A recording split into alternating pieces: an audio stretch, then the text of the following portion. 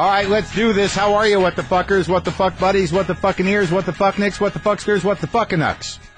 What the fucking ucks? Let's start there. Thank you, Canada. Thank you, Montreal Just for Laughs Festival. Thank you. I'm Marc Maron. This is WTF. You know the show. Okay? I was just in Canada last weekend for the Just for Laughs. I've been up there many times. I was trying to think how many times I've been up to that Just for Laughs Festival. A lot of times.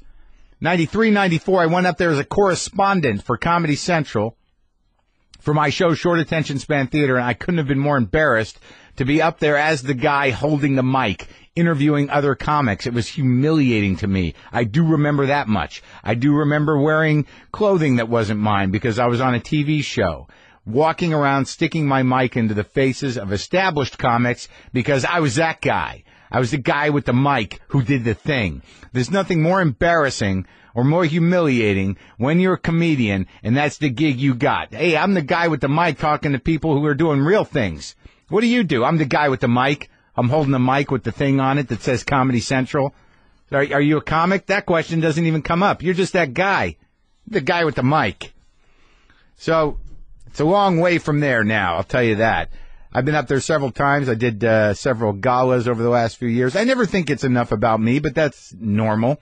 Every comic in the world is up there. Saw a lot of old friends. But I do want to thank all the people for coming out to the solo show. We did good, man. A lot of WTF people, a lot of What the Fucking Ucks came out. It was a very interesting show. I had this kid, Adam Newman, open for me. He did a few minutes, forgot one of his jokes, went into a tailspin, but pulled it out. Then I got up there and people were chatty, not heckle chatty, but sort of like, I guess he's talking to me. It doesn't matter. There's 400 and some odd people in the room chatty. It's just me and him and me and Mark, and I'm going to ask him about his relationships. I'm going to ask him about how's it going. We're going to chime in, some guy with a weird laugh. It was a very bizarre time, but I invite bizarre. I do not mind bizarre times on stage because then it's interesting for everybody. Today on the show, Adam Ferrara. You may know him from Rescue Me. You may know him from Nurse Jackie. And he's also on the American version of Top Gear.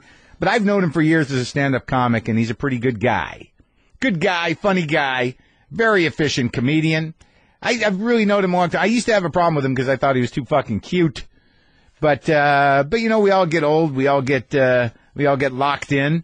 We all get deep in the groove. This is the life. We're trying to hang on. Hope you're doing all right.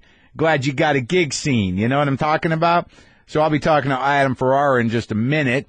And look, I feel like I need to address this as well. After Monday's show, this was an example of some tweets I saw regarding our new sponsor.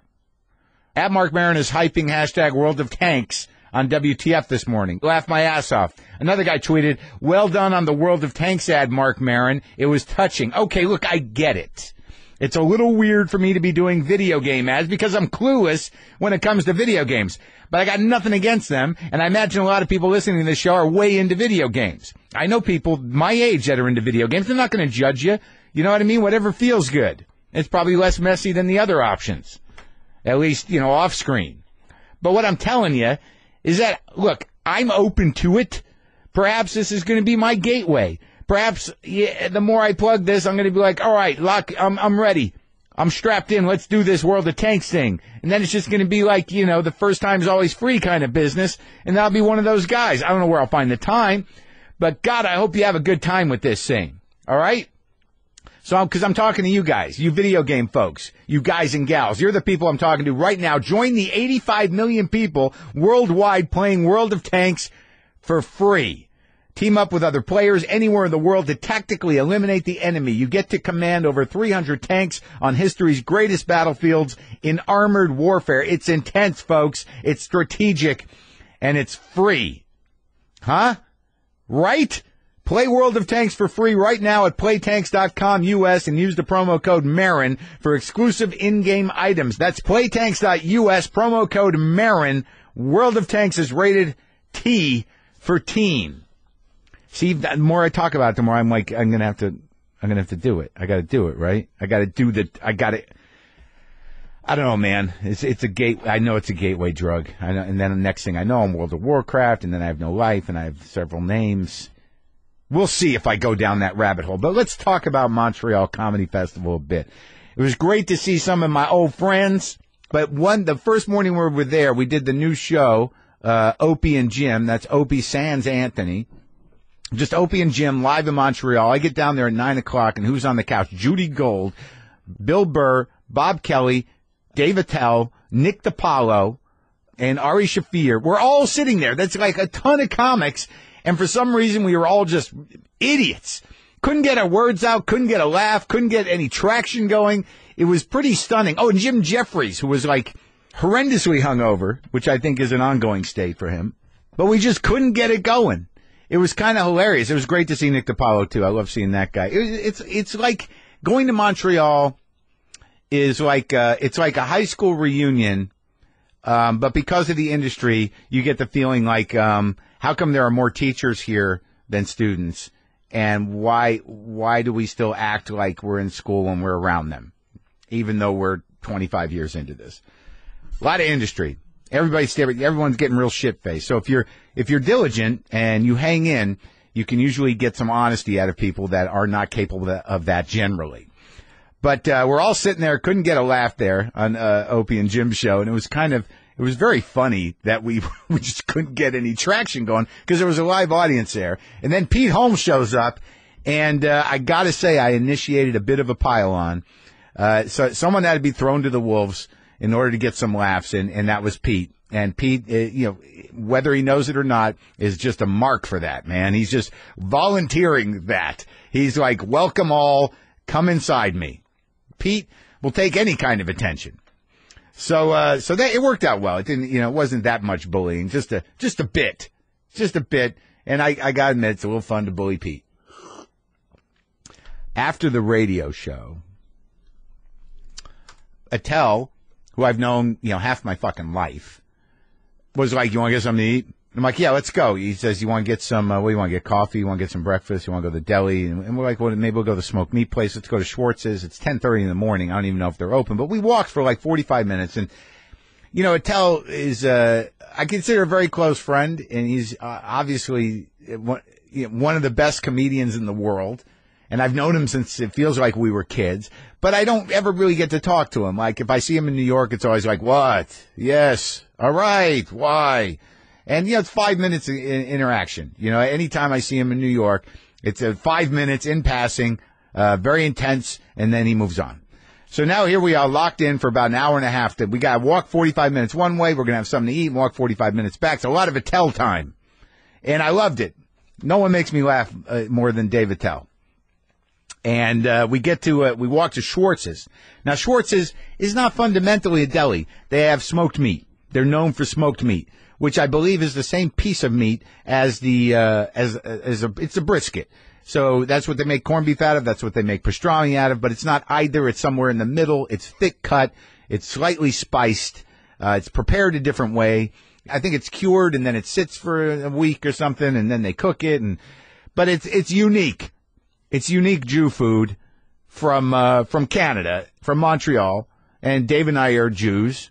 We're slowly becoming old Jews. I think Dave might have been ahead of me on that. Maybe not. But Dave's used to regular American delis, and I know in my mind that this is not really a deli. They got smoked meat and coleslaw and pickles, and that's it, and you don't really order anything else. So we go in there, and he's trying to be healthy. This is a historical event that I'm describing you. By the way, I'm not setting you up for a disappointment here. This is Canadian history that I'm about to tell you. Canadian history. Do you hear me? Are you listening to me? There should be a plaque. So Dave and I are both trying to be healthy, but I've given in. I'm like, I'm here, I'm going to eat. And I regret that now because I'm sitting out here in my underwear with a little more of me than I anticipated.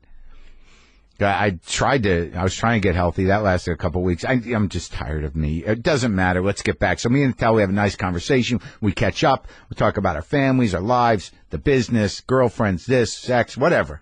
We do the thing. We have the conversation that men have. How you been doing? Let's get it covered. All right. We good? Good.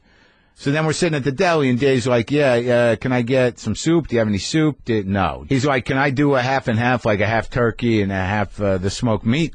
Because they don't have eggs. Dave wanted eggs. No eggs. It's smoked meat. That's it.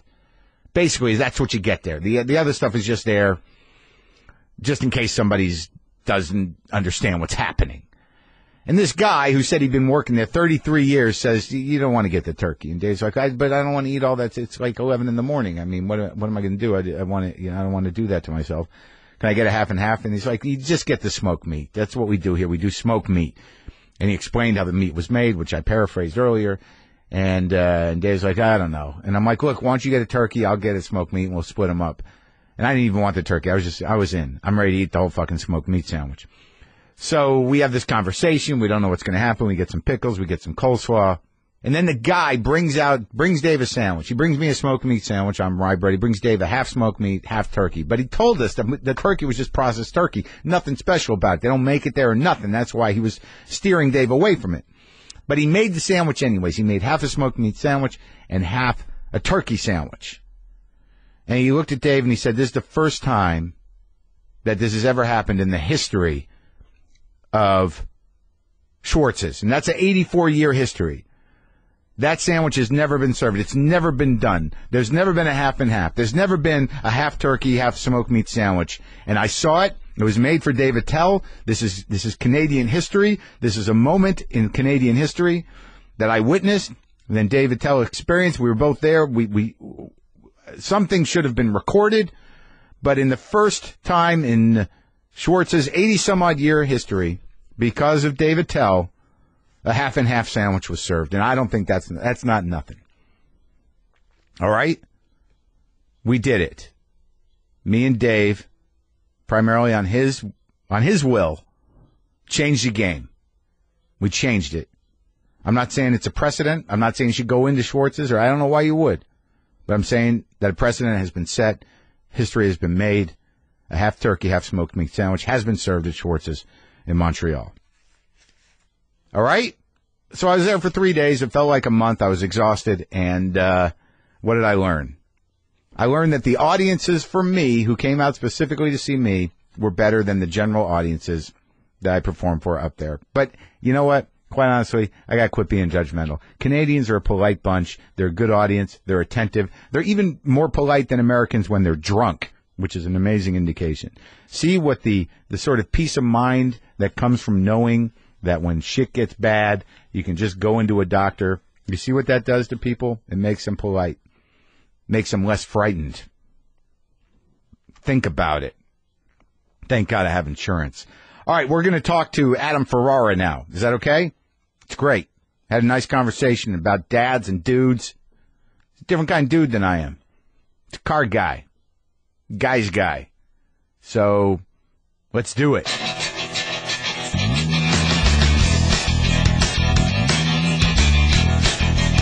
Well, I mean, but you're a guitar guy, obviously. Mm-hmm. I mean, we got right into what guitar guys do. Amateur guitar guys. Yeah. Oh, is that guitar? You pick it up. Yeah.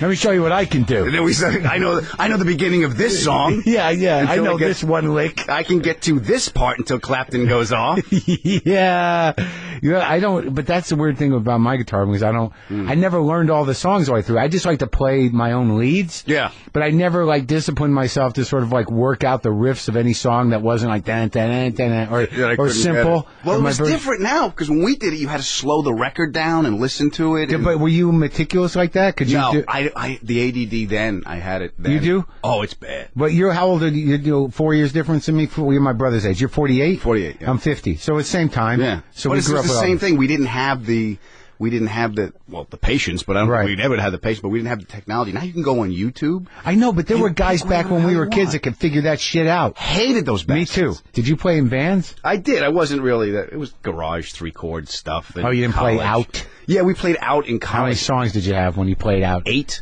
And you played 2 of them again at the end. Yeah. And one of them's Always Born to Be Wild. For the new people. Yeah, but those people just joining the party. Just showed up. Here's some more George Thorogood because we can play it. Yeah. You play slide? No, we always messed up. I figured out, because I was trying to play slide, and I figured out I had to raise my bridge because I kept hitting the frets. But it's funny to me that you grew up, like, when you say Anthony Cumia from Opie and Anthony, that you grew up with him. Sometimes I think that his anger is beyond anything I can understand. And I try to, I would try to, like, he must have been sort of just a pretty sweet kid at some point, huh? We all were. I mean, what happened? What happened? I mean, we were nice. Yeah, because we didn't have anything. Yeah. We had the little apartment that he had holes in the sheetrock. The landlord would come by. When you guys were, like, moved to New York, or what are you talking about? No, when he was there in Long Island, when we grew up, when he was still knocking tin and I was working at a fence. What's knocking tin mean? Ductwork. Oh, really? That's what he did? Yeah, him and his brother Joe. Yeah. And I worked at a fence company. You did? Yeah. What, in high school? High school, yeah. We kind of met like junior high. We say grew up together, but it was that era, like that when he's a little bit older than me. Yeah. So it was kind of like junior high school. We met each other and started hanging out, but we had no money, no nothing. The landlord would come. He had an apartment. Yeah. And we would hide in the wall. But you were already not living at home? No, I was living at home, but I would go over to the apartment. That was the honeycomb hideout. Oh, okay, right. And a sense of humor was a coveted thing because we didn't have anything else. Yeah. And he's just sit around bust balls, and laugh and watch TV. And right. We used to rent Bugs Bunny cartoons and freeze the frames and stuff and just start riffing on the pictures. Yeah. Just that our formative years. Well, where did you grow up? What part of Long Island? But what part? Huntington, Long Island. And that was Italian? Yeah, Italian Jewish. So it was very much. My family would fix their houses, and their family would represent us when things went wrong, But it was right on that border. And like, what, a big Italian family? Yeah, well, depending on who makes parole, yes, but it's a lot of people. Really? My house was, the cool thing about my house, it was the place in the neighborhood people would hang out. Yeah. And my brother's family too. Yeah, my father's family would come over, my mother's family, so it was a lot of people. That has since gone now. I miss that part of the East Coast. Like, because when I'm from Jersey originally, my family is, but like, my grandmother's house was sort of a hub. Yeah. For people coming around. Yeah. And that would be a whole day. Yeah. Just like people would come around, you eat things. Lunch at 2 o'clock. Yeah, some people would watch TV, some people would be outside with the kids, whatever. Football playing, games on, people sleeping on the couch. Do people still do that shit? It's something I do remember fondly from my childhood. I don't experience now as an adult that much anymore. Well, it's weird because we kind of got off that track somehow. I think because we moved away. Yeah, but your brother's still around there? My brother still keeps it going. Like, when I get home, I kind of collect everybody up and say, come on, we're going to meet at this restaurant. Because my mom's not cooking anymore. We meet at this restaurant. I bring everybody together and we laugh and they have their kids. So I try to do that when I go home. How many brothers and sisters? 2. I got 2 brothers. Oh, that's it. 3 is. Yeah, there's 3 of us. But that whole thing at the house, after my house Thanksgiving, it looked like Jonestown. His bodies laying all over the friggin' place.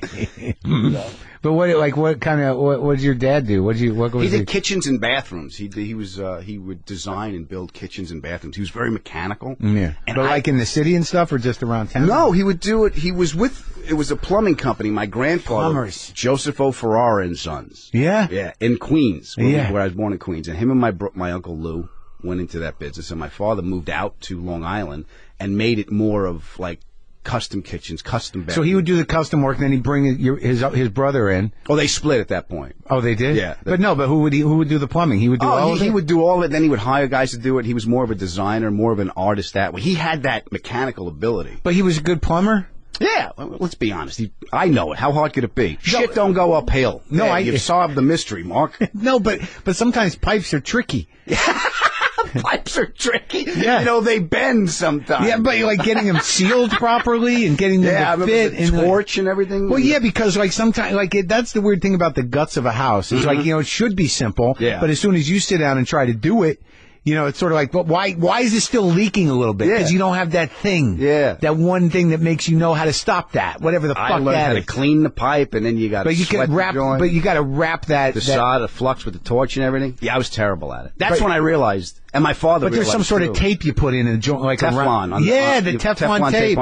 That's I didn't torch anything, but I had a guy come in and fucking remount my toilet, and I thought, just because I was there watching him, that I felt like I'd done it myself, and I was proud. I'm like, let's get back to the truck. But I love that guy. Yeah. I mean, I call him for anything now. Yeah. Like, even though, like, out here, that job, like, I once talked about it on stage in North Carolina about what I had done. Like, apparently the mount, like, I didn't realize that the toilet just sits over a hole. Yeah. And that there's a mount, and then there's a wax seal. Yeah, the seal on. Well, something had gone, the seal had eroded, and, whatever, and everything was corroded. So you had to take the toilet off, and then reseat it? Yeah, put a new mount in, a new seal in, and all that shit. And it cost me like $900. Oh, yeah. Yeah, but that's L.A. prices. You gotta shit. Yeah, you know. It's like you don't want it coming on the floor. Yeah, yeah. They said, "Look, I got him by the ass." Yeah, but these your father's jokes? No, this is. But I didn't have that. See, that's the thing. But that craftsmanship and that attention to detail and watching my father do that stuff. But the ability to repair, too. Repair and to design and to make it work and make it fit. Yeah. And I was always enamored with that ability, and I didn't have it. And I really felt less than because I don't. You know? But was there a time where he was like taking you through the sort of the whatever the saying is? Did he want you to do that?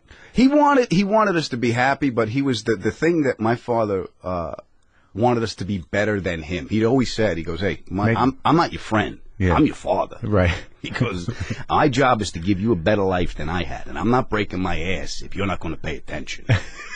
What does that mean? You're out if you don't he goes, appreciate me? He goes, let's pick this. There was no question in my house. Yeah. I remember once I said, "Pop, we don't think this is fair." Yeah. Fair? Let me explain something to you. You live in a dictatorship. I'm the dictator. The minute you feel you have a vote as to what goes on in this house, just sit down till that feeling goes away. Did he say that? Exactly. And I went, I went to my brothers. I go, "All right, the coup d'etat? It's over. Yeah. We can't take over. We're done. There's no possibility as long as that guy's in the house." You know what he used to do? He would let us do what we had to do, but it was I would go out like on a school night. I had to be home at like 9 o'clock, whatever it was. Right. And he went to work in the dark and came home in the dark. He was always working. So in the morning, early. Yeah. So I remember him saying, "You going to go out, do what you got to do? Fine. I'm setting my alarm for 9 p.m.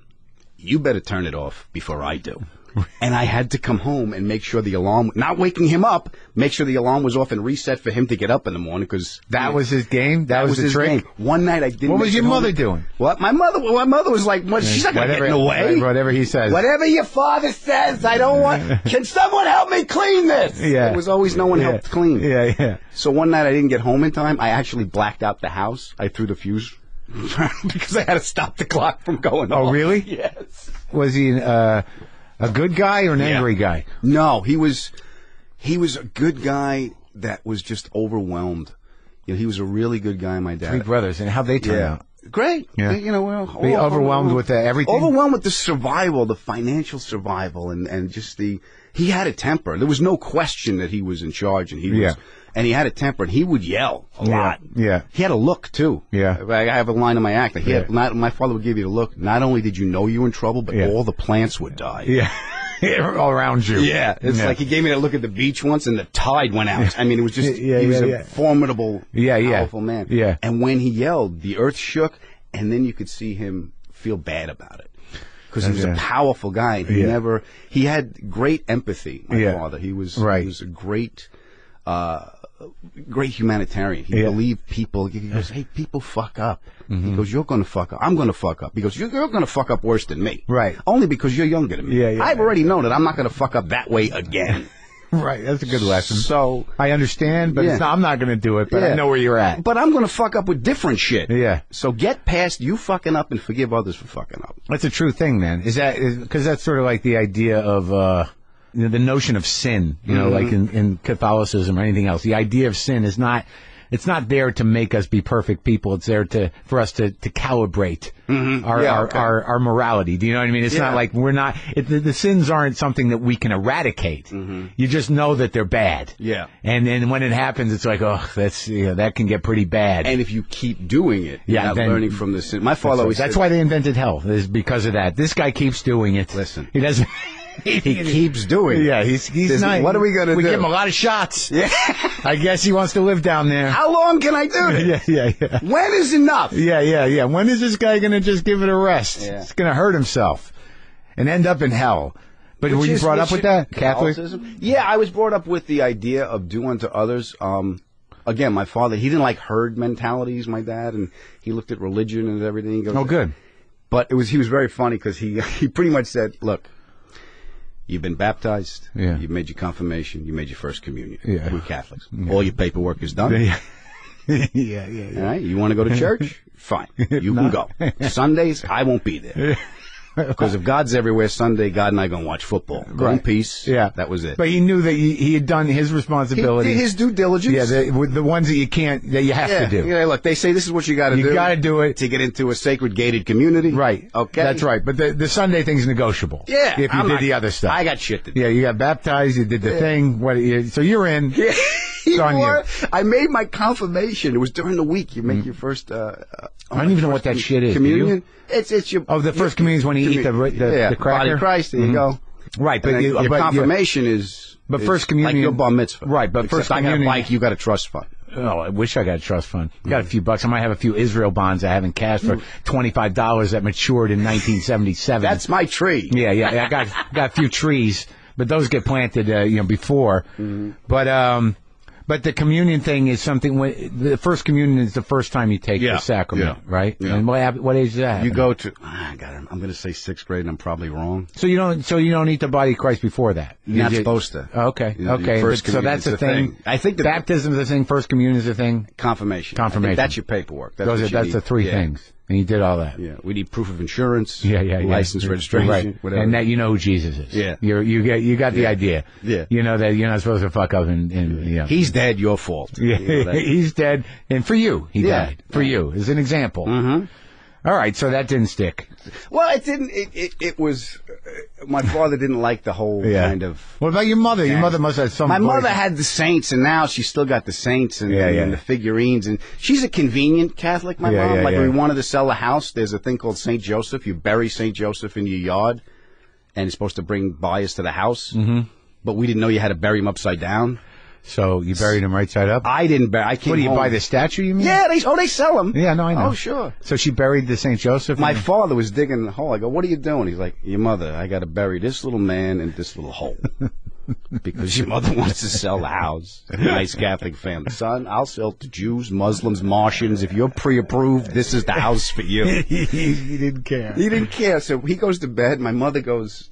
She does something. And one of her girlfriends, those pain in the ass older lady. Like, I just don't understand. Carl can't get a job. Carl's drinking rum at 7:30 in the morning. It's not the economy. Yeah. Says, "Well, did you bury him upside down?" Yeah. And my mother panics. Yeah. She's like she can't even watch Wheel of Fortune anymore because she just, it's a W! Just screaming. Yeah. So she comes rushing home, wakes up my father. "Did you bury him upside down?" And they're out in the middle of the night trying to find it because Get out of here. She's afraid that, if he's facing East, terrorists will show up. He doesn't fucking know. But that was one of those moments your father could have said, "Yeah, I did." Yeah. I guess he didn't think of it. But he's out there digging a hole and spinning the thing around. She must have known that he was lying. Yeah. Because he would think, of course, I buried it upside down. Of course. Yeah. She's like, "Did you? What, am I, a heathen?" Okay, I knew. Of course I did. And who bought the house? Good Catholics? I know a lawyer. I think a Jewish guy bought the house. Yeah? Yeah. So when did you start doing because I remember you from when we were kids, kind of. I think, but I don't remember how'd you start? I started on Long Island. I started at Eastside Comedy Club. Not Pips? No, that was Brooklyn. I started Eastside Comedy Club, Richie Minervini. Pips was Sheepshead Bay. Oh, that's right, Brooklyn. Yeah. And I met you in the city, but you were a city comic. You were like one of those intelligent city comics, and I was always a little intimidated. I can't remember when the fuck we first met, though. I think we were at the Cellar. I don't remember when we first met, but I remember one night we both had spots at the Cellar. Like, we were right after each other on 3 shows on a Saturday. Yeah. And we went to the Shakespeare Book Company, and I bought Jerusalem Syndrome and made you sign it. Oh. Yeah, it was because I was like, wow, he wrote a book. Yeah. I was like, wow, he's smart. I don't like, because I feel like, it wasn't a matter of smart, but you always were like, you're a very good performer, and and you were very charming, and you did a lot of long form stuff and a lot of relationship stuff, and you were always so chipper up there. It used to drive me nuts. It's like, this guy's a real showman. This one, that fucking smile. Yeah. Look at him. He's just milking it. Oh, look at him. Yeah. But that's not joy. He's making it up. Yeah, I felt like, I feel like there was another time. I feel like when I lived in. When did you start headlining? Really? Like early though, right? Yeah, it was early, but it was. I'm going to say 90. I started July 13th, 1988. was my first Wednesday night open mic. Is that true? That's when you started. That's when you first started. That's first when open mic started. In August of '88, I had been doing it maybe 2 years, and that's when I started working. Mm-hmm. Yeah, I didn't start working. I started on Long Island, and I started haunting open mics. And I got lucky. In Long Island? Yeah. How many could there have been? There was a lot at that point, because '88, that's when everyone... The boom, huh? Well, they figured out it was cheap to produce. Where the fuck was that other one, Governor's? Governor's still there. They have a great sound system they used to have. Yeah, they still have that good sound system? Yeah. They still let people smoke in the room? No. Remember that? Oh, Jesus, dude. In my memory, they were letting people do it after it was, like a law. But I remember it was like... It was definitely one of those rooms. Maybe not. Yeah. But it was definitely one of those rooms where people fucking smoked. Oh, yeah. Smoked. Yeah. We're not fucking around. Yeah. And I would smoke on stage because I wanted to be like Bill Hicks. Yeah, I smoked on stage all the time. Yeah. I set my hair on fire once. You're kidding. Flipping my hair up. Yeah, I set my hair on fire. Like Gene Simmons spitting the fire? Well, no, it was like I used to smoke, but like my hair was long, so it gets sweaty, and sometimes it falls, so I used to do this thing where I whip my hair back, and somehow or another, I managed to ignite it. But I smoked on stage all the time. You don't smoke anymore, do you? No, I quit. Yeah? Yeah. How much did you smoke? I was a pack a day for a while. I quit for a long time, and then I quit for about 3 years, and then I got a job. I met Leary. Right back to smoking again. We were all. He goes smoking. on and off. Yeah, but this was the first show. What, The Job? The Job, yeah. And we were all just smoking. Lenny was smoking big cigars. We were all smoking. Big Lenny was smoking big cigars. Big cigars. Yeah. All right, but before all that, so you start in 1988, and then what? You do the workout on the island. When did you start coming in? I didn't start the city because I knew the city was like, I didn't want to go in until I felt I was ready. But you weren't headlining by '89. No. I was headlining by, I'm going to say 3 years in, so let's say 90, 91. But it was remember Scarpati rooms? Andy Scarpati had those rooms in Philly. Those little, they were just weekend you and I rooms. ran in different circles because, you can speak the language of someone from Philadelphia. Mm-hmm. Like, I think that was another point of contention with me is that, I was always like, I'm a bizarre, strange man. Mm-hmm. I can't speak the language of men. Yeah. Well, it's the vocabulary. Yeah, right. He uses too many syllables. It was not even, I don't think it was that complicated, but I had a sensitivity and a weird discomfort that was like, why doesn't this guy just get it together? Yeah. When's he going to realize that the women you can't do anything with them? Usually they're a problem. He's complaining about everything. Yeah. Does he come to the conclusion it's probably him? No. But that's one of the things I admired about you is the introspection and talking about the feelings and stuff. Right. Italians, we didn't, You had a couple, you had like anger. Yeah, and you're either asleep or pissed off. That was the whole thing. I remember once telling my father, I said, Pop, I'm not happy. Welcome to Earth.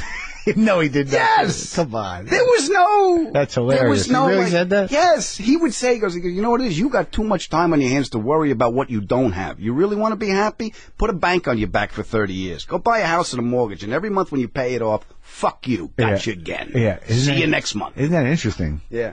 That's fucking... I like that advice. That's the amazing thing that I was denied by not having like a working class... Yeah. My grandfather was, but I don't remember. I was never old enough to talk to him about that kind of stuff. Yeah. But there's something about people who accept their lot in life, that know what they're here to do. They're okay with dying to some degree, as long as they're living the life that they want to live, and that's that. Yeah, make it. Well, it's also what he was doing, and now when I look back, he was defining himself. Look, I got my wife. I love her. I'm going to take care of my family. This is what I got to do. If I got time for other shit, fine. Yeah. If I got time on my hands, I'm not going to wonder why I'm here. I know I'm here to make these people's lives better, and hopefully we can go camping. Yeah. That was it. You went camping? Yeah, we went camping. You ever see Italians camp? No. My mother's hanging fucking cheese in the tree. I swear to God. Come on. Swear to God. Salamis? Yeah, we had that. We had a boat. That makes sense. 1971 Sea Ray Cuddy cabin. So your dad liked the boat? Yeah, we would go to Lake George with freshwater and camp on an island. Yeah. Really? And he made this little. So you put the boat on the trailer? On a trailer, drove up in the van. First, we would pull it in a caddy. Yeah. In a 70 coupe de ville, like gangsters making a break for it. Yeah. This big long Cadillac pulling a boat. Yeah. And my father made this little sink with a pump and 2 cabinets. He built it. Put it in the back of the boat. Yeah. It would come up out, and my mother would put it in the tent, and we had a kitchen. We had running water on a fucking island. That's hilarious. Yeah, he had made a pump and a waste. So what'd you have a tent? Yeah, we had a tent. I used to sleep in the boat because when it rained, you couldn't get near the side of the tent because the water would come in. And then I figured, these guys are idiots. This boat's a cabin. It's a hard roof. I'll sleep in the boat. So this is a regular family thing? Yeah, every year. 2 weeks at Lake George. That was the big event. And when you water ski and shit? Water ski, you go snorkeling, you go fishing. That's good. Great. Good family stuff. Yeah. Mom's trying to make ziti on a barbecue with a tin foil. Yes. That's sweet, man. We went skiing. Yeah? Yeah, but it was not the same. Like, I always, like, boat people, I'm so, have so much anxiety. Like, I know, like, I think Louis bought a boat. Mm-hmm. Another guy I know, John Groff, bought a boat. I'm like, where the fuck do you put it? What did you? Well, we didn't live by the water. We trailered it. It sat in the sun. We dug out, on our side lawn. We just trimmed the whole place to put the boat in. My father would back the damn thing right into and the just woods. sit there. You cover it and you sit. Cover it up, sit there, and we would wash it every night and take care of it. Yeah, that's the boat. And then 2 weeks a year, you took the boat out. Well, we'd go in the on Long Island too. We would go down to and go out into the Long Island Sound. Did you fish? North Shore. Yeah, my father wasn't a really big fish guy. He wasn't a fisherman. He liked the boat. He liked to ski. He liked to drive the boat, but he doesn't really like. But that was, so he knew how to recreate. Yeah. All right. So you start doing comedy, and your father says what? Best thing he ever said. Like I said before, I don't have that if-then go-to statement mechanically. Yeah. Like my father can fix anything. Yeah. Cars too is his big thing. It's one of the reasons I like cars. It brings me comfort, but I can't fix them. I know what shit is, but I can't do it. Yeah. So it was Anthony too. Me and Anthony were trying to do something. Brakes on the car, and Anthony leaves. You were trying to fix the car? To fix my car, yeah. And Anthony couldn't do it either? Well, he did it, but he left and I had something else to do. He knows how to fix cars? Yeah, he's really mechanical, Ant. So Ant goes home, and I'm trying to do something. And there's freaking blood and oil and skin and wrenches flying. My father's standing in the doorway. He's got a Lucky Strike hanging out of his mouth. That was his cigarette? Yeah, he smoked Luckies. And he was sitting there, and I'm just frustrated. And he comes over, he puts his hand on my shoulder and goes, son, you're going to have to get a job. You're going to have to work at something for the rest of your life. This ain't it. Let it go. He just saw that he said, this ain't it. You're not a natural. Yeah. So I go to college. I come back. And what'd you study there? Finance. I went to Marist College in Poughkeepsie. And I think I have a degree in finance. You think? I think. It's like I went through the motions. 4 years? 4 years, yeah. I got the degree. But wait, so you weren't doing comedy till after college? No, last year, I was in the band. I was talking about guitar. I was in this terrible band. In college, the 8-song band, too. 8-song band. Yeah, Born to be Wild twice. Yeah, that was it. Yeah. And now we... But was that a real dream of yours? Did you really think that? No, but being on stage, it felt better than anything else I was doing. I was working at a defense company. I was digging holes and putting up sheds and clearing stuff. In Poughkeepsie? In Long Island, but I would drive up to Poughkeepsie. For school? For school. What was that, like an hour? Hour and 2.5 from Long Island. So you weren't living up there? You'd have to go... No, I was in the dorm, but I came home and worked every weekend because, first year of college, it was like everyone drinks too much. Yeah. You have friends you think you're going to have forever. I'm in a band. This is it. I'm home. Yeah. Then you sober up year two. You carry an extra 15 pounds. You realize that guy's a drug addict. He just wrecked my car. No, he owes me money. Let me get the fuck out of here. You realize that. Yeah. And you're going to go put fence posts in the ground. Yeah, so I went to work because I had money in my pocket. Yeah. So I worked every weekend because I always had to work. I always needed to. Well, your dad wasn't going to give you any handouts. Yeah, it wasn't a lot. There wasn't a stipend. Yeah. So I came home and I worked, and I finished college. I told my father I want to try and be a stand-up, and he took a long drag off the Lucky. He just went, "Fucking Luckies! I love that he smoked Luckies. It's crazy." You gonna do this? He goes, "Do it now." He goes, "Do it now before your life gets complicated." He goes, the worst feeling in the world you're going to have is you're going to wake up one morning, look in the mirror. There's going to be an old guy looking back at you. And you never want to think, if I only tried a little bit harder. Yeah. So give it everything you got. Fuck. I was like, fuck, is that great? Yeah. And I remember the first time... Because it wasn't important what it was the commitment and the do it. Yeah, the idea that you're going to have regrets. That's what I think, and I've come to find this out. He loved his family and he committed to do what he's doing, but he had a lot of regrets. Not that his life turned out the way it was, but he wanted to be an inventor. He wanted cars. He ran a gas station at 19. He had 40-year-old guys working for him, fixing cars and stuff. Yeah. And I think my wife actually got to know him when he was dying of cancer, the last 3 years of his life. He got to meet my wife, and he told my wife stuff I never knew about regret. It's interesting what they talk to women about, isn't it? Yeah. Us, forget it. Where was I when I needed it? Yeah. He told you that? Yeah. I didn't know that. You're kidding. So that's funny. How long have you been married? I've been married 2 years. We've been together about 8, maybe. Uh-huh. So all in, is it 8 or 10? Something like that. All right, so you start doing comedy the last year of college? Yeah, last year of college I started doing comedy. But what was the idea there? You know, because like, you know, you seem to have leveled off a bit with, you know, finding your groove with the Leary camp and doing the acting, and then that kind of got you on the Nurse Jackie and stuff like that. And you're always sort of acting. It was always sort of the thing. But I mean, you were a real comic, and you did your time, and you fucking had a good headlining set. What was the initial impetus for doing comedy? Yeah. The initial impetus was prior. It was the comedy hours. We were talking before about the podcast, how we listen to it, and it brings me back again to those, to listening to spoken word, to listening to Richard Pryor, listening to the 2,000-year-old man, Robert Klein, Oh, so Klein was a guy. Rush, and it was more Pryor. Chris Rush, there's Remember an Rush, fucking great. He's still around, isn't he? He lives in Queens. Yeah, I feel like I didn't know him that well, but I didn't, like, you knew him from live work? Yeah, I knew him from live and listening to the albums. Yeah. And then actually being able to talk to him and seek him out. Yeah, he was around. He had the shaved head for a while, right? Still does. Yeah. That doesn't come back. You listen to his records? Yeah, I had those records. Really? Yeah. How'd you get those records? I forget. You know where I got them? I got them, I'm going to say, through Anthony had them. We were listening. That makes sense. When he was starting out on radio? Yeah. Anthony had them. When you were a kid? When we were kids. Really? That was one of the guys we would listen because to. he was a local guy. He wasn't, he wasn't, but he was smart as hell. I mean, he did all the smart stuff. All the sci-fi stuff, and all the drug stuff. And that's interesting. You cite him as an influence, because he's like this weird unsung hero. Mm-hmm. Like I should seek him out. I like guys like that. You know, I interviewed Vitali. I put that. How's that? It was great. Yeah. You know, I mean, because it was an almost story. It's an almost, it's a great story about something that almost happened. Like Anvil. Yeah, well, it is kind of like that. Yeah. But Danny was always like, you know, like a sweet, tormented guy that just couldn't, you know, get.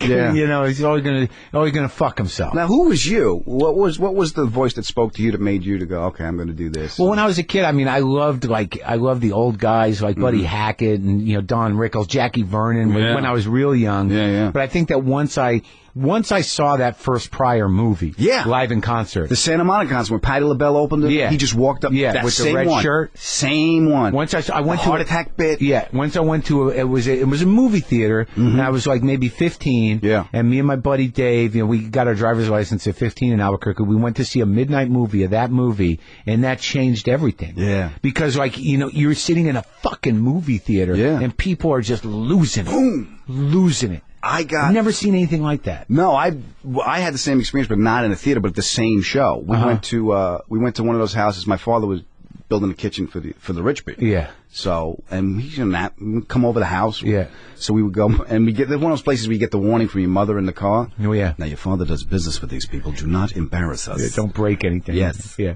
You little animals. So they invite you over. Right? They're watching Pryor, that concert, and all the adults are in one room, and the kids are playing whatever. The adults go for coffee. Yeah. I snuck in. Yeah. Rewound the tape, push play, blew my head off. Yeah. I didn't understand a lot of it, but I remember audibly saying, "Look what this man can do." Unbelievable. And it was and so light, so light on his feet, and so casual about it. And the pathos, just the feeling, the emotions, heart. He's real, a lot of heart. And that's why I wanted to be. And again, I'm forming these ideas now, looking back. But a confessional comic that could perform and move people. That's and what I really right, wanted and to then do. Also make these like very sort of poignant points about, you know, relationship, about struggle, just humanity, just to give voice to that feeling. Because and again, going back to my father, he never really got to address those feelings and give himself any release as far as dealing with emotions. It was just survival. Yeah, survival and almost like a tradition of how things are done. Yeah, honorable character. Yeah, like, you know, like this is what I'm doing. This is what I was trained to do. Which can lead to a lot of closed-mindedness. No, absolutely. You know, I mean, there was a lot of stubbornness and sort of like, you know, we don't have time to indulge that kind of bullshit. Yeah. But that's what's surprising is that he was, you know, so immediately sort of supportive of something that you really wanted to do without dragging you into that, without you dragging into that mindset. Yeah, well, I think feeding it out of you. I couldn't survive in his world. I couldn't thrive in his world. What about what your brothers end up doing? Chefs. They're both chefs. So that's that world, kinda. Yeah. Well, it's even the work ethic. Chefs work hard. Oh, late nights that was the thing about our house. It was the place, but everything happened late at night because my brothers, they were off work. at like midnight. I'm coming home from a gig. We're making grilled cheese at 1 a.m. Yeah, chefs. Oh man, I love chefs because it's funny because not unlike comedy, there's something immediately satisfying about preparing food. Yeah, that like you get all your chops in place, and then when you fucking you plate that thing, boom, it's like a good joke. Yeah, boom again, instant boom gratification. Again. It is a little bit, but bam, airline bit. Yeah, exactly. took a year to put it together. Yeah, and now I got it up and running. Yeah, but even when I'm writing, I hear my father's voice. Small shit. Yeah, makes that word's not right. It's really? My sensitivities to why something. Like as we do this, my editing process has gotten a lot quicker. It's weird because I build everything on stage, so it takes longer. I build it too, but do you listen? Sometimes I have. That's what, and again, I got that from listening to the albums and stuff. And with kids, I can listen. I process better by listening. Well, it's weird that when you nail something that first time and you still can't figure out how to get it back, and you can't explain it other than like it just must have been that night. Yeah. There was something about the inflection. It's not even the word. There was just something about the immediacy of that moment that I can't fucking recapture. Yeah. And the worst, when you have it and it goes away, you have jokes go away. Yeah, well, usually that's just because you're done with it. Yeah, it's also the delivery. You're not selling it. Yeah. You're tired of it. But even when you exhausted those places to look when something goes away, there was a buddy of mine said there was a play. Yeah. And I forget the story, but the play is the guy would get a laugh every time he asked for the tea. And so in the play, he started asking for the tea and the laugh went away. And the director said, "You're not asking for the tea anymore. You're asking for the laugh." Oh, that's interesting. So I try to say, am I asking for the tea or am I asking for the laugh? Are you in it or you? Yeah. So I always remember that story. Well, that's sort of the difference between, being in it and doing the job. Yeah. Because it's party after, even when you're tired of bits, it's like, my job is I gotta entertain these people. Rarely are you in it on a late show Friday. Yeah. Oh, God. All right, so you get in it for Pryor and you want to do the thing. Get in it for Pryor, listen to a lot of Carlin, listen to all that stuff. But you like Robert Klein too, that makes sense. Klein and those guys. I'm not a big Klein guy. Not a big Klein guy. Well, no, and even Carlin, I appreciated him, but he was so anal about, like I could never, like I always gravitated towards the guys who are a little more raw and seemed to be kind of winging it. What I got from Carlin was the structure. He was very structured. Completely. I got that from structure. And then the San Francisco guys really got me. Robin and Proops. Yeah, how'd you come in touch with being a fan? How'd you find Pearl and Proops as being like through other comics? But you must have been touring by that point because I was out. Yeah, I was out and on the road, and you'd see guys. It's like early '90s. You heard about Pearl and Proops. Yeah. Yeah, because the first time you see Pearl, you're like, holy fuck. It's just reference after reference after reference. And just this weird maniacal pace. Did you spend time with him off stage? I've never met him. Yeah, I've never met him. I never... Because you can't find his material on anything. No, there was no YouTube then. There was other guys, there's definitely that San Francisco thing that started with Pearl and then Warren Thomas and then Proops and Robin, that core group of that style is very specific. And then Boston got me, too. That's a whole other thing. What, Gavin and Don Gavin and Sweeney. Rogerson. And I got to work with Rogerson. Those Boston guys, that was survival. It was Lenny. Lenny Clark fills up a fucking room. He's just, even working with him. That's where I started working, was in that environment. Nick's.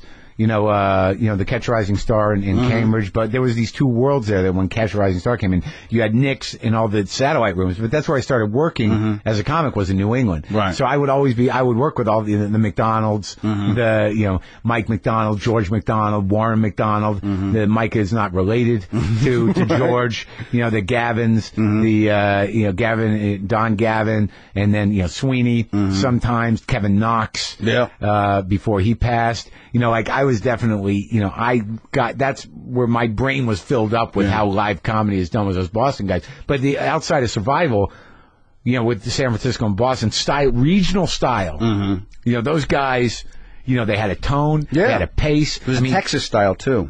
Oh, sure there is, yeah. But like that Boston style, like between Gavin and Lenny, that is some fast shit. Fast, quick, smart. Yeah. Yeah. And because on Long Island, it was about the I started with, Richie Minervini was the godfather. He was the guy that owned East Side Comedy. He gave us all stage time. So it was me, Kevin James, Gary Valentine, Rock Rubin, Matt Burke in Queens, and then Rob Bartlett had an improv group I was in. Bartlett I used to hear about. I don't. What happened to that guy? He's still working for MSNBC. Didn't he tour with the women? Plays and stuff. Didn't he tour with wasn't there? He had the Bartletts. He had backup singers and stuff. Right, it was great. It was like all this. It was a whole show. Yeah. So we started like that. So I didn't go into the city because I knew that it was a different animal. How did you not end up in the Kevin James camp ultimately? As far as what? Well, I mean, it looks like it looks like he carried a bunch of people. Yeah, I've done like 3 of those episodes, and I was in Mall Cop with him. The phone rings. He's a guilty pleasure of mine. It's very funny, because people don't know. I've seen him work live. I've seen him own a fucking room. But he's got a natural gift of physical comedy. Like he's one of those guys where, like, if he's standing still, he can get laughed. He's got that Gleason-esque gigot. Yeah, but he can't help but be funny. That's this weird, almost genetic gift. It comes out of him. Even the bit. I remember working on the greeting card bit of him just looking for it. Yeah, because we started together. What happened was, we had the same agent, and none of us could fill time for a college gig, so we couldn't go on our own. Right. So I would do whatever stand-up I had, he would do whatever stand-up he had, and then we'd do the improv games. Right. We'd do two-man freeze tag. And remember when that was a thing on the road where you tour, and they're like, you have to do improv games with the headliner and the opener, and you're like, oh. Yeah, I'm like, I need this. But I grew up doing that in Long Island, so me and Kevin figured out we could make some money doing this. Right. And this is how important comedy was to us. We heard the wide right, the Buffalo Bills, New York Giants Super Bowl on the side of the thruway, going to do a nooner at Jefferson College. Oh, those are the worst. Listening on the fucking radio. While they were lunch? Oh, terrible. But comedy was more important to us than football at that point. That doesn't immediately resonate with me, but I'm sure some people would be like, no. Oh, yeah. Yeah. I didn't have football in my life. Books, sure, whatever. Sadness, yeah. Comedy was more important than anything. Tea and tears, sure. Yeah, whatever it was. I definitely did all those gigs, and you never thought twice about it. No, you took them all. But you hated going. Oh, you knew you were walking into shit. Yeah. No winning. Excuse me. Can we turn off the Pop Shot basketball game before I get up there? I played a bowling alley once. I did too. Cranston, Rhode Island. Yeah. Cranston Bowl. I think I've done 2 bowling alleys. I think there was one in Maine that you used to but I remember the Cranston Bowl. Yeah. Yeah, because back in the day, you had those, the one-nighters. You had the colleges, and we weren't big college acts, so you'd get the crap colleges. Or you'd be a lower budget that, with Anthony Clark couldn't make it,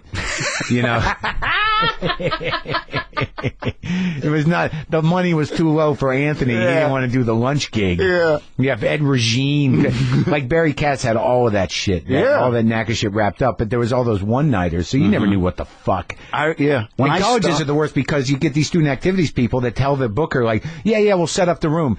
You walk in, chairs? Can we have chairs? Yeah. Oh, you need chairs? Yeah, microphone be good. Yeah. Is there a light to stand under? Ridiculous. I remember when I first started, the best gigs you got was the ones that actually said comedy club after the...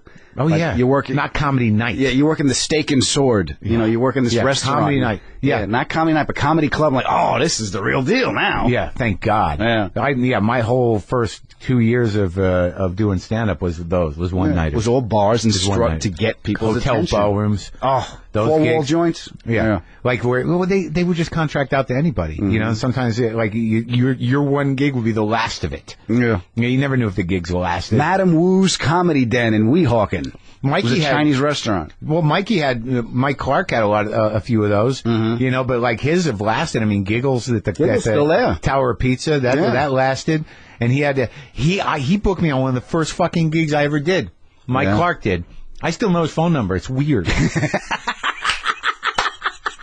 I wish they could see your face. Out of all the people in the world, when you're starting out and you're calling the bookers, his, I still know his, and it's still his fucking number.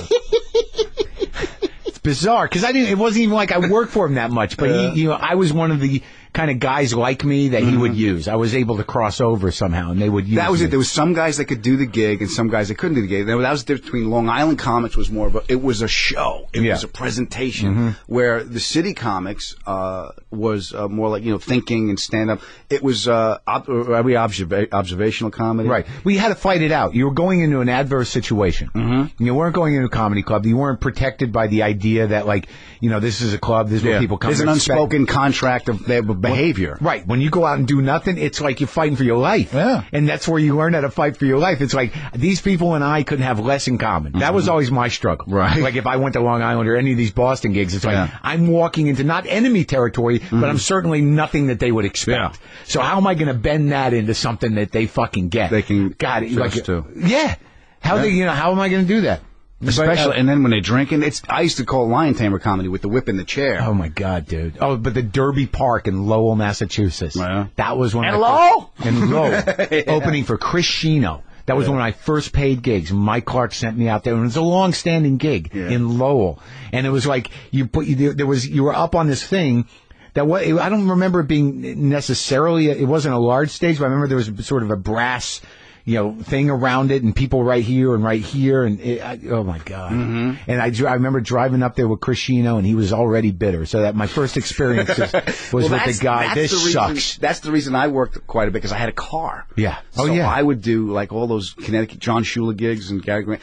If you pick up the headliner in New York, sure, you could do it. That's right. And Patty Rossborough was a big college act, and we had the same agent. So I would drive Patty because I was Patty Rossborough approved. Yeah. So I would drive, and I would take the hits and listen, yell at everybody and settle them down. And you pay attention to this fucking Be nice. And kill. Be nice. So So then you became a touring headliner pretty quick, though. Yeah, I was very fortunate to do that, and then I got a deal when they were giving everyone's deals. So I moved out to California. You did? Yeah, like 93.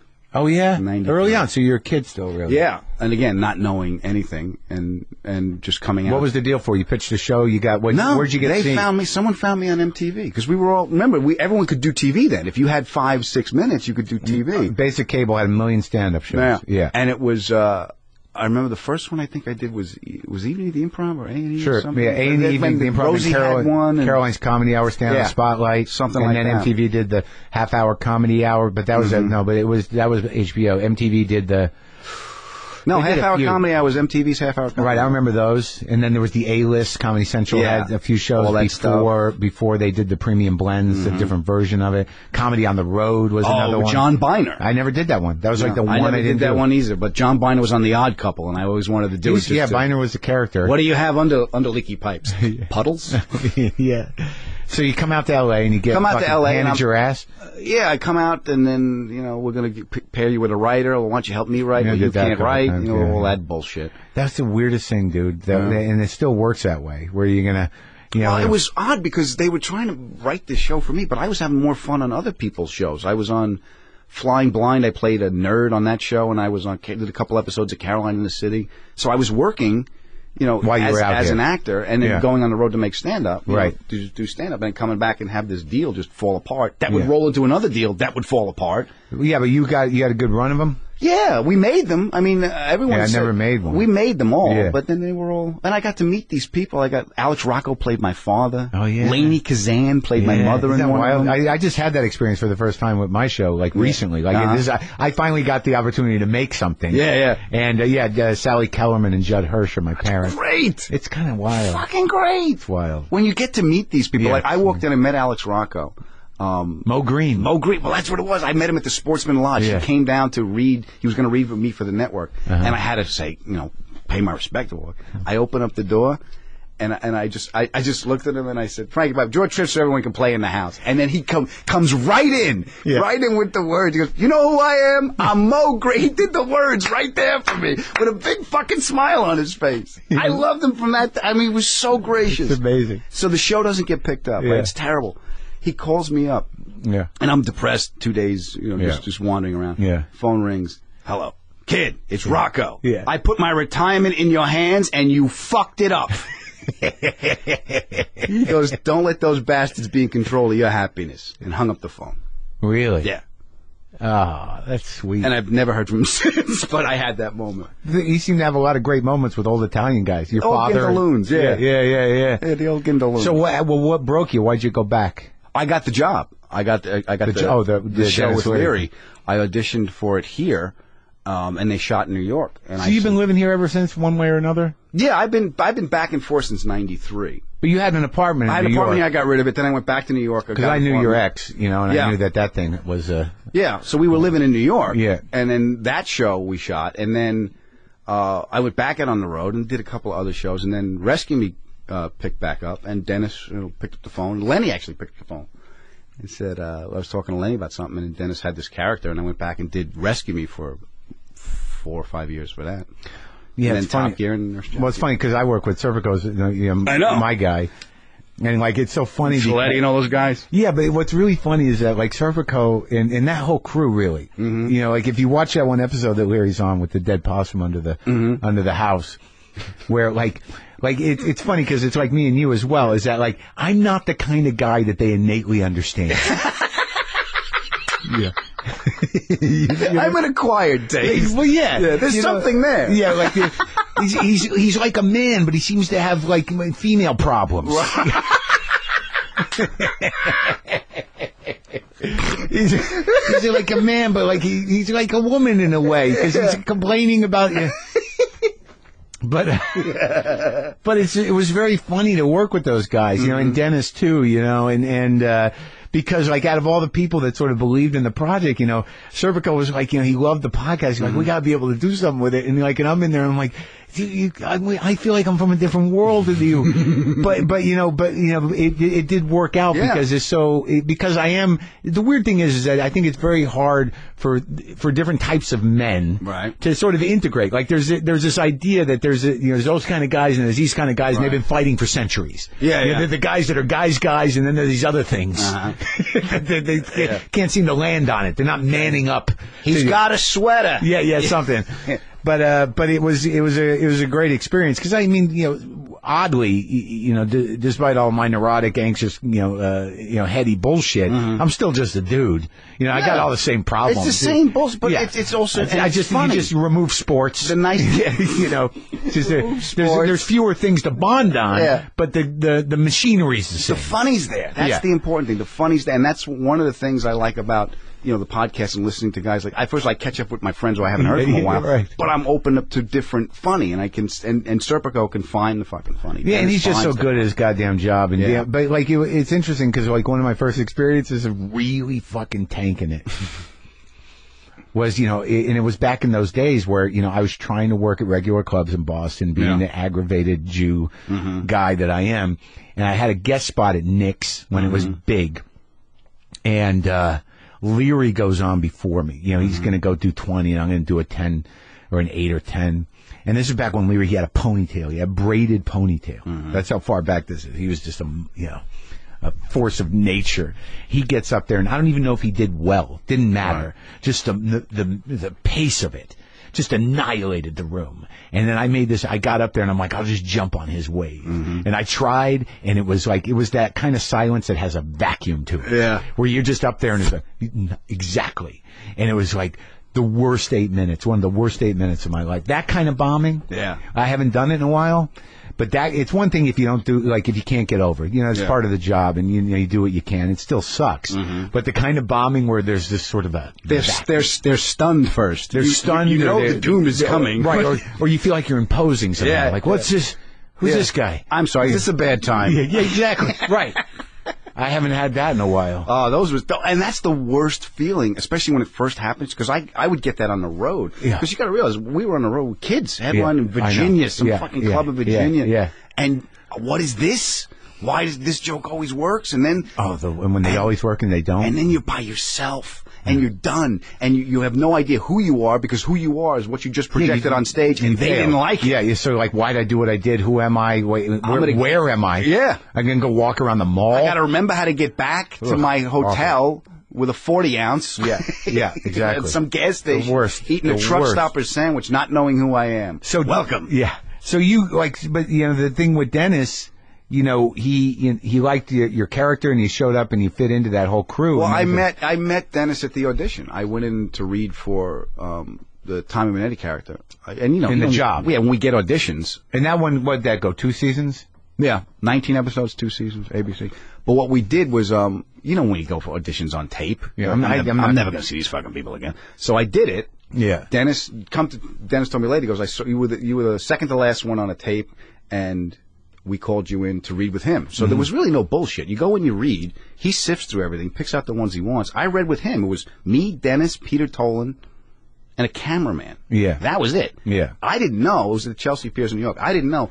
Everyone was up watching, like in the rafters, but Dennis wanted to set the environment of just being too... You couldn't see them people? No, I had no idea the camera was there. I thought they were just taping it. They were feeding it. The Serpico was up, and all those guys were up there for this, and we just started improvising, and I started making him laugh, and it was that same kind of...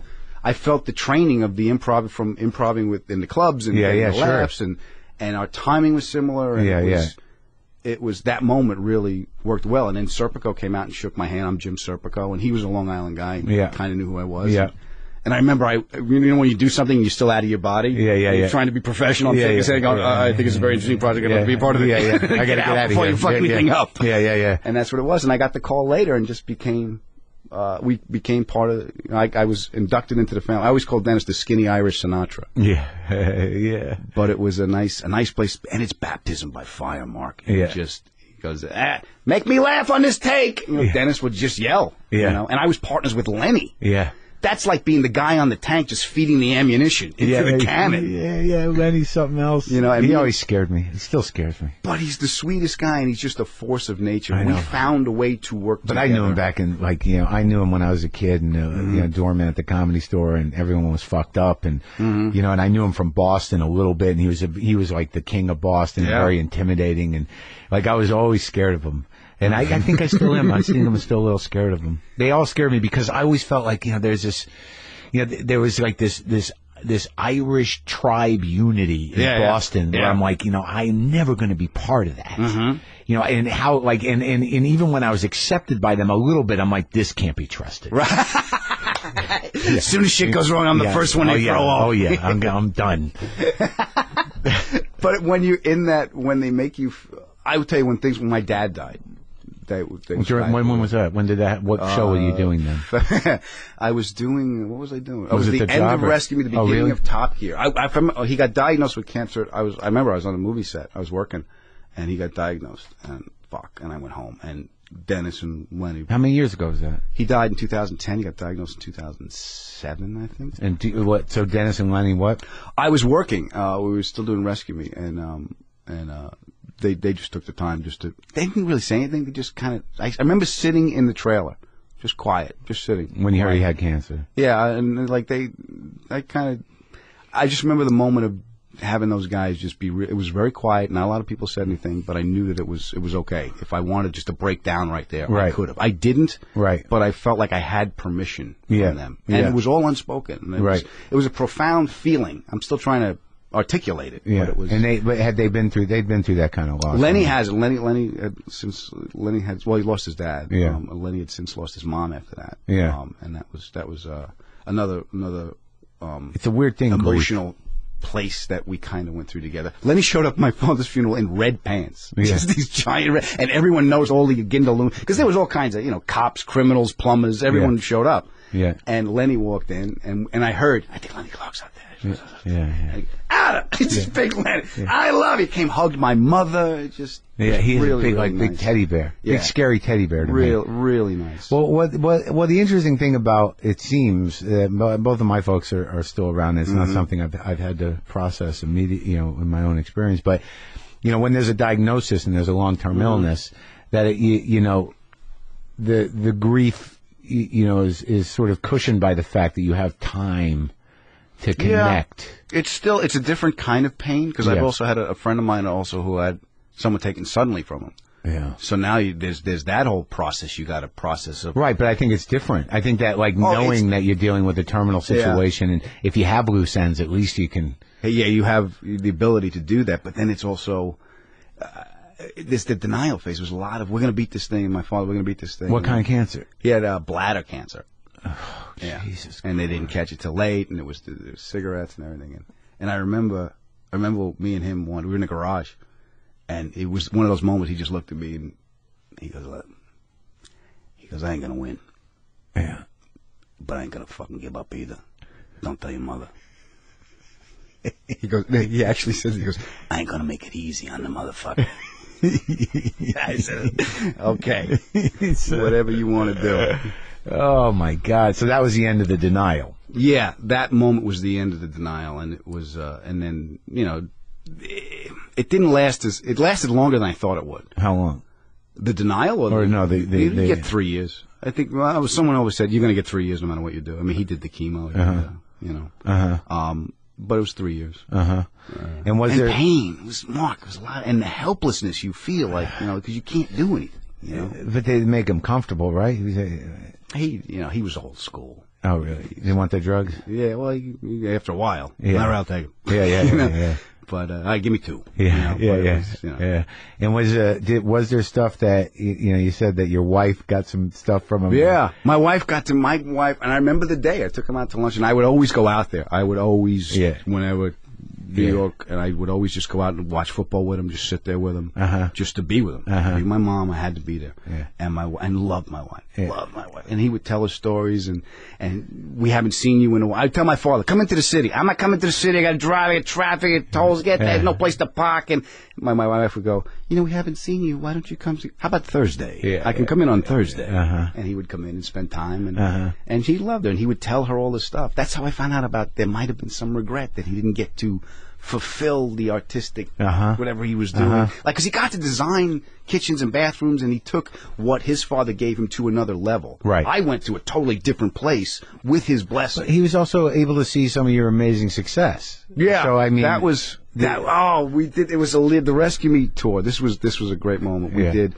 because fucking Leary's always. We're doing a Rescue Me tour. So the warm-up gig is Mohegan Sun. 7,000 people in the arena. That's the fucking warm-up gig. In Connecticut? For the tour, yeah. Yeah. So we're in the big room. In the big room. Yeah. So, and after that we had Radio City. So I said, Pop, I'm playing Radio City. He goes, I heard. Listen, your mother said you're playing the Mohegan Sun. Can we come to that gig? So he could fucking gamble. That's why he wanted to come. Yeah. So I said, you're going to come to the show? He goes, of course I'm going to come to the show. Unless I get on a rush or something, but I should be there. He goes, you're going to do the Jews? Because I had this bit about Moses. Questioning faith, and people following Moses to the desert, and some guy in the back yelling, hey, I don't think he knows where he's going. And it's this piece about questioning Moses. I said, yeah, Pop, I'll do it. So I do the gig, and he had this big mane of white hair. And I did the gig, and I got a big applause break. And as the applause break is going, I look down, I see my father. I said, okay, Pop, you happy? I did it. And I said to everyone, I go, that's my father. He was gambling. He said, I'll come to the show if you do the Moses bit. And then everyone was clapping. So comes time to next year, we're doing the tour again. And he can't make it. He's just too ill. So I said, Pop, come on. I'll send a coffee. You come. We're doing the gig again. Well, he gets son. And he went, He goes, that was one of the greatest things I ever saw. I go, why? He goes, you were on stage. You're making everybody laugh. You're with your friends. And everyone in that audience, when you said my name, everyone in that audience was looking at me, and I was looking at you. And my heart just fucking fell out. I just now I get you're dying, and I have this love now. But he said it would just water his eyes, and I could see how happy he was. So I had that moment. Oh, it's fucking beautiful. You get that shit. And that's the shit I hold on to. And you have closure around it, and you feel like it's all I have closure because it's not that I have closure. It's I felt like I didn't want him in here anymore. And at some level, I think he decided to take the hit. So it would be easier for us to adjust. It's time to go. On. And he went out the way he would want. He went out in his chair with his family. We were hugging him. It was like the top shot, the crane shot. You knew it was happening? Yeah. Oh, because it was like the doc said. Like this was at my house, and my mother's cousin is a nurse. She said it's close. So we were all there. His kids were I was holding him. I was holding him as the life left him. Really? Kissed him on the forehead. Oh my God. We were all there at home. At home. In his chair, which I still have. Yeah, you do. Yeah, I still got the chair. That's amazing. Well, that's a touching story, because I think that's the way it's supposed to happen. Well, I mean, in the sense that, like, not in the hospital. It's like, but you look at what could have been, and then I still got the fucking anger of why, what did he do? And there is no, it's cause and effect. You can't smoke Lucky Strikes for 30 years and think nothing's gonna happen. Right? Yeah. How old was he? 69. So young in this world's 69 years old. So you don't have kids? No, not yet. Or is that it? No. I don't. Me and my wife, we might adopt. Me and my wife we keep talking about it, and then we're like, let's lay down. Yeah. You get to a certain age where you wonder. Your brothers have kids? My brother's got 2 kids. I got 2 god kids. Which are great because I send them all the stuff from. You get to be the good uncle. Oh yeah, I get to come in and give them stuff they're not supposed to have. And I send them videos. We just did an episode of Top Gear where I made a Pope Mobile out of a '69 Lincoln. Oh, really? And I got to drive Cloris Leachman to the Emmys, so I get to do all this weird stuff. We made our own snowmobile. Oh, made our own snowplow. So you work with mechanics and Yeah, I draw the stuff up, and we all have. Well, what if we build on the build shows we have? Isn't that funny though? Because you're sort of honoring the idea that your father didn't think you could. I don't build. I can't build them. No, I know, but nonetheless, you're involved with that. Yeah, well, that's the greatest thing because I love cars. Bring great comfort to me. Because of my father. In fact, I just bought a 1970 Buick Deuce and a Quarter. It's an Electra 225. My grandfather had this car. I just bought it because the sound of that motor and that big armrest and that big car reminds me of my dad.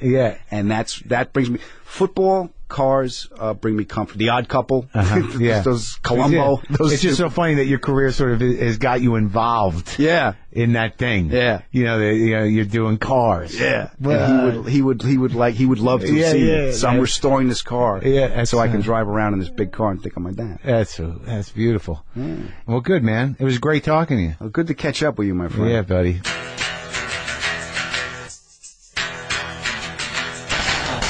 That was a great talk. Sweet guy. We're both hanging in there. I'm glad things are going well for Adam. And folks, don't forget to play the free online game World of Tanks. There are 85 million people who are playing, so get on board and join the fight. Team up and tactically eliminate the enemy in over 300 tanks from the greatest battles in history. Play for free at playtanks.us and use the promo code Maron for exclusive in-game items. Rated T for teen. Go to WTFpod.com. If you're new to the podcast, go get the app, the free app, upgrade, stream all 500 and however many we're at now. Enjoy. Comment sections are limited to Facebook now because I don't like the anonymity of douchebags. Douchebags don't deserve protection. So now if you're going to comment, I can see you.